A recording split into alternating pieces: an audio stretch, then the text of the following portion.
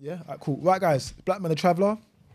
Same guest. Hi, I'm back. We're going to talk about a different subject now, yeah? We're going to talk about FGM. Right, FGM. What is FGM? FGM is female genital mutilation. So it's a procedure that basically takes place and it affects women Yeah. and girls. Yeah. So it's a procedure where there's three ways about it basically. So there's the first procedure is where you remove a woman's clitoris. Yeah.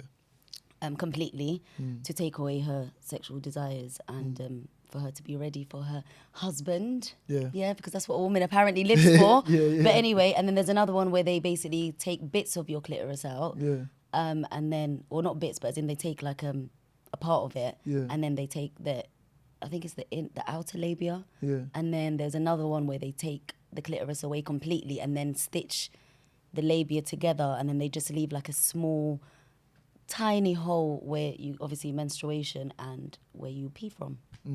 So that's FGM. Do you think religion plays a key part in FGM? Yes, I do. Why do you think? Because I feel like a lot of the countries that that take part in this crazy thing is basically countries who majority of them it comes from Islam and Christianity. So, but I feel like it gets quite confused with religion because I don't know any religion people follow it, but I haven't seen proof in books where you have to do these things and take away from a woman. Because if God wanted you to be clitless, why? Then you would be born clitless, right? Sorry, yeah. I'm not even but it's true. Why would you do that? Yeah. So, but the thing is, FGM existed way before religion. So, I mean, Christianity and Islam was about it existed 2,000 years before Islam and Christianity. And then it came from, Ethiopians were kind of one of the first people to kind of do it. Oh, wow. And they were doing it for over 4,000 years.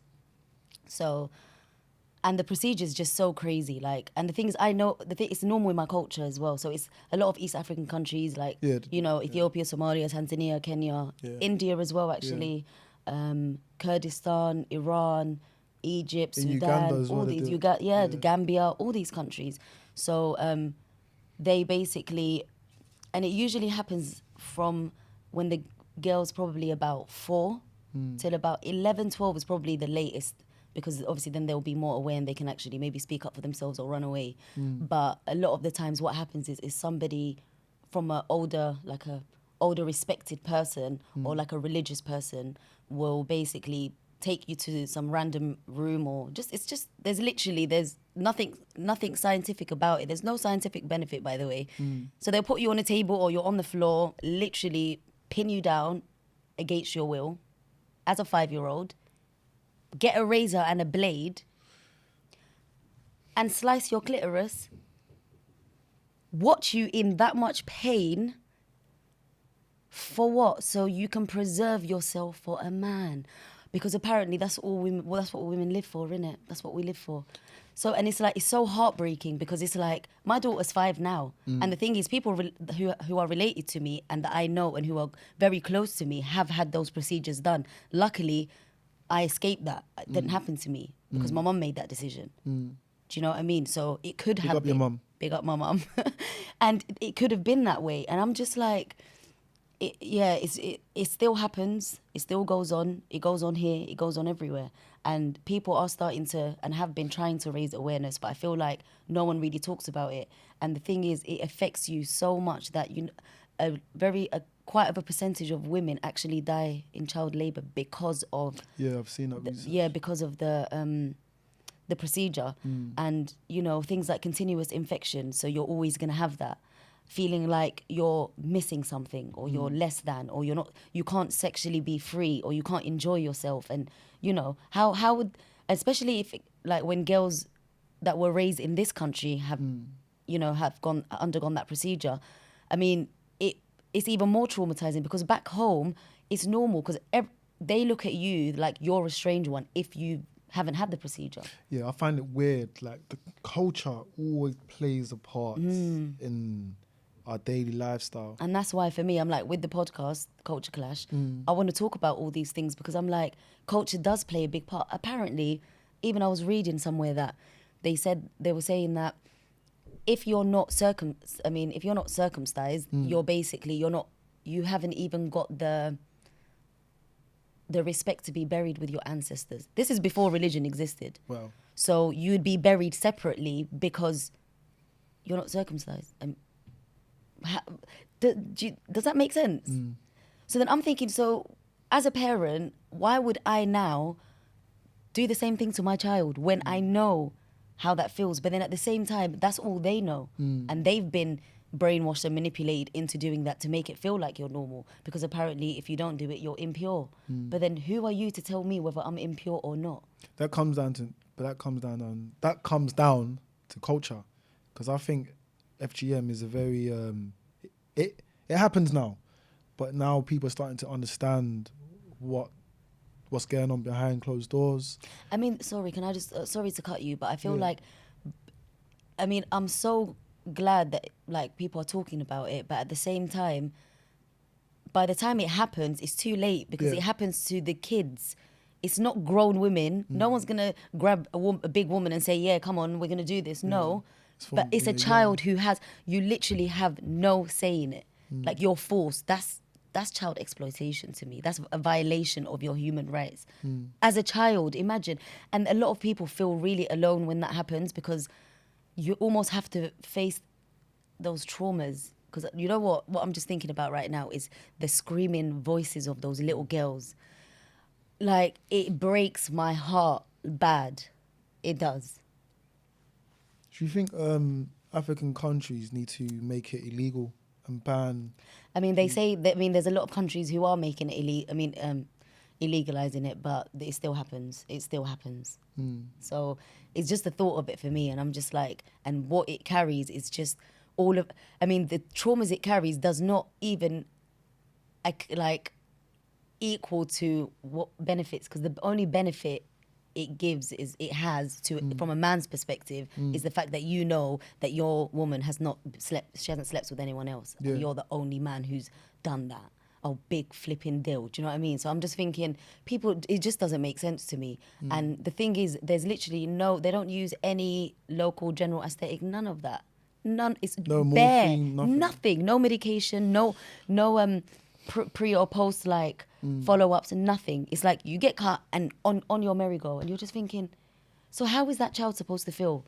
And then a lot of these children grow up and become women, and a lot of them resent their mothers. A lot of them do, and some mothers don't even sit there with their child. They get an auntie to do it or somebody else to do it because they can't bear it, because they know they've experienced it and they know it just has to be how it is. But it's just that pain, and that it's like almost a permanent scar because something's missing. You feel like something's missing because you're created whole, but you're making me feel like now something needs to be taken away from me out against my will, which is causing me pain, which is causing me traumas, which is causing me all of these emotional imbalances where I don't even know how to feel about it. And a lot of women do go through that. And a lot of women do it and have gone through it and still allow it to happen to their children. And I feel like those are the women that need to be addressed. Because just because it was okay and it was normal for you and you've been traumatized by it, doesn't mean your child has to. And a lot of parents do that. They feel like, yeah, you know what, I've been through worse. Oh, it's not that deep, you know, because it's just a normal thing. Because they've been through it, they think it's acceptable to put the child through it. And I think sometimes, I don't know, but I've heard stories, like especially in my mum's country, because my mum's Ugandan, well, I'm half Ugandan, and my father's Tanzania, Rwanda. I know that even to get married, certain people, they do it as well through marriage, and it's sickening, you know, that these things happen. But I think men don't really understand the trauma and the aftermath, what females go through once they've been cut down there. I mean, it's just it's weird. It sounds a bit naive and a bit stupid. I only discovered FGM about a couple of years ago. I saw some documentaries about civil wars in Africa and civil wars in some parts in Southeast Asia, like in Vietnam, when Vietnam had the war, and Cambodia. and how soldiers used to go and take little girls and use them as sex slaves or whatever, then they'll cut them or whatever. And in Africa, some people use it as spiritual, like type of weird rituals, things, rituals. And it's just like, you see these things and you're thinking, wow, I live in a Western country. It doesn't happen here, but it happens here. It happens behind closed doors. Yeah, or they'll take you. Some parents will take you back home, like on a holiday. They'll like literally tell you a dream, because obviously, I feel like with the older generation, so the generation above us and whoever above them, I feel like they were almost not allowed to express their feelings. Because I feel like, I don't know about you, but you know, like grandmas, they don't really talk too much about how they feel. Our parents don't really talk about how they feel and what's affected them from what hasn't. They just take their role on as parents and that's it. You don't really know what's gone on. And it's just, I feel like we need to talk about these things rather than just brushing it under the carpet, because it's been going on for centuries and centuries and centuries, and it's happening in the Western world and in the 21st century or whatever. But it is still happening, and I feel like it's worse for the, I mean, I can't say it's worse, let me not say that. I feel like it's really, really damaging for a woman who has had that procedure done and she lives in a place like this, like London, for example, where sex is such a free thing. Everyone talks about sex. It's normal, you know. People talk about their sexual experiences within each other, with their peers and whatever. But it's just when you're that one person amongst that crowd who feels like, oh, I can't even talk about this because it's not normal, because we're all free and, you know, freedom of speech, and you're given all of that. But how can you speak about something that's you feel so alone in? Like, you just feel like, oh, it's just only me. And I've seen it. I've seen women break down, like face to face, physically break down and tell me these things. And I'm just like, it's a lot. Yeah, and then it's like you're still expected to go on and have a child. And the thing is, I think the worst one is when they remove it and stitch it up. Because on the night of your wedding or whatever it is, that's going to already take months, if not years, to even be comfortable for you. Forget the feeling, because that's stripped away from you anyway. So it's like, am I here on this planet to just please a man? Because why are you able to feel the pleasures of it and I'm just here for what? So if that's the case, then just go and get a hold. Do you know what I mean? Like, I'm a human being. I have feelings. Yes, I have sexual needs. Who are you to shut that down? It's none of your business what I do with it. That's my body. God gave it to me. How I choose to treat my body is my choice. As long as it feels right to me, it's fine. So I just feel like, yeah, FGM is such a big topic, and it's a lot more, people do it a lot more than you think. And it still goes on in Western countries as well. It's sad. It's heartbreaking, man, that it happens. But then the problem is just, why do people do it? Why do people actually think it's okay? Again, but that's the thing. Sorry, I feel like, again, it's like, in quotes, it's a man's world, because all these silly customs and rituals and beliefs and all this BS is all revolved around a man's pleasure, happiness, power, superiority, which means jack shit to me. Sorry. Like, no, you're not offending. Do you know what I me. mean? Like, sorry, I don't care. Yeah. I really don't. But I feel like that is what it revolves around. So there's a lot of sick men out there who do think that it's okay, because a lot of them, and the mad thing is, a lot of them are religious leaders. Yeah, it's weird. Religious. Behind, like, in camera, they will preach, and then behind closed doors, they're doing a lot of weirdness. But it's like, even because a lot of these, like, religious leaders, they're the ones that circumcise the boys as well, right? Yeah. Because I don't agree with male circumcision anymore anyway. Because I was brainwashed to think that was a thing. And I used to think, oh, if you're not circumcised, yeah, you nasty. Do you know what I mean? But no, that's not true, because God created you with foreskin for a reason. And it does avoid lots of bacteria. It's almost used as a form of contraception as well, when we didn't have contraception back then. So the way God created nature and animals and life, he's created us for a reason, and in this form for a reason. So who are we to change that? Because it's going to benefit our physical needs. Like, do you see what I mean? Like, yeah. No, I see. It just is crazy. It's actually crazy. How can it be stopped? How do you think people can stop FGM? Or how do you think girls can come out and speak about the trials and tribulations that they faced? Do you know what? It's hard to say, because it's like, the only thing that we can do is raise awareness. The only thing we can do is, you know, for women to come out here and be the voice for these women until they gain a voice. So I want to have a few people on my podcast that have experienced it. But again, I can respect that it will take time, because it's not something that people are necessarily ready to share, because some people are still healing from that. So, you know, it's just about, I think, raising awareness and just talking about it more freely, but with the understanding of the person on the receiving end of it. So, yeah. Anyone that's watching this that's actually been through it, or that's actually been affected by FGM, what would you say to them? I mean, there are procedures that are available now, so services that are available privately and through the NHS where you can get it reversed. It's not exactly going to be the same, but, you know, you can. But I feel like, I mean, it's hard to really give any advice to them, because it's not something I've physically been through. I can only imagine, I can feel it, I can understand it. It really is a big topic to me. Like it hurts me a lot. But for me, I just feel like, again, it's love yourself no matter what, and it is hard. But I feel like that's where it's the man's role now to, as your partner, make you feel like, no, okay, just because that procedure's happened, I understand it. We will talk about it. We'll heal through it together. But I don't see you as anything less than because of that. You see what I mean? It's just that comfortability and that acceptance.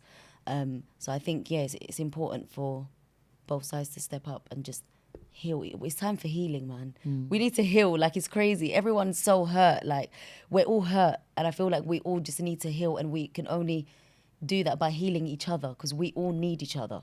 We're all one. All these divisions with race and religion and we're all the same. Class and status. If I cut your hand and you cut my hand, we're going to bleed the same. But it's people's mindsets that separates, because, like, I believe, like, no one's born racist. You're only going to be racist by your surroundings, the way you're educated. That's what I believe in. It's the same thing with FGM as well. A lot of these people have been educated in a certain manner through either through religion or spiritual rituals, whatever they want to call it. And I think that they need to come out and understand this is wrong. Exactly. But the problem is, because they're not going through it and they're actually doing it to someone else, they can't have the same feeling. But some of them do go through it, and they're still okay for others to go through it. They even have celebratory moments. Like, they have parties. Like, they have parties that lead you into womanhood, in a sense. But how is that? So imagine everyone dancing and screaming and shouting for you, and you're just there thinking, rah, like, you just taken a big part of me that I'm always going to be reminded of, whether I want to be a mum, whether I want to be married, whether I want to be sexually free, and whether I can't even be who I am. So then it's just that loneliness and that emptiness, along with the trauma, you know, that's always going to keep coming back no matter how old you are, because it doesn't matter at what phase you will be, you're still a woman. And whether you're 8 years old and you're not sexually active, it doesn't matter. The fact is, you've taken something that's mine. God gave that to me.